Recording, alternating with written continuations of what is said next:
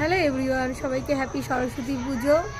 তো একটা সময় সরস্বতী পুজো মানে আমার কাছে একটা বিশাল বড় ছিল, তো এখন আর নেই।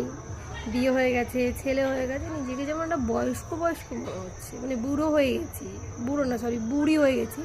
ও আমাকে দেখতে তো খারাপ, আমার বর তো আমাকে সবসময় বলে কালো হয়ে গেছি। তোমরাই আমাকে বলো তো কমেন্ট করে, আমি খুব কালো?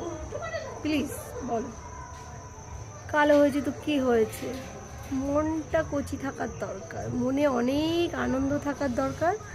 আর মনের ভেতরে না, মনটাকে অ্যাটম বোম করে রাখা উচিত। যে এই বুড়ি হয়ে যাও, কচি মানে কিছু হয়ে যাও, কালো হয়ে যাও, দেখতে যাও, তো সে কোনো ম্যাটার করে না, কিন্তু মনটাকে সবসময় আনন্দে রাখতে হবে।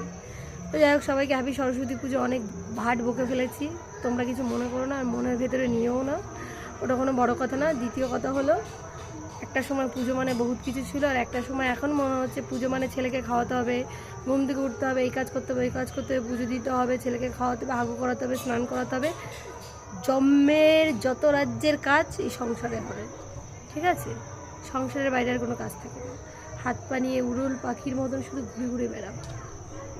একটা সময় ছিল প্রচুর ঘুরেছি, তার জন্য ভগবান বলেছে ঘুরতে হবে না, এখন শুধু ছেলের হাগু পরিষ্কার করো, ঠিক আছে? তো আমি এখন সেটাই করছি।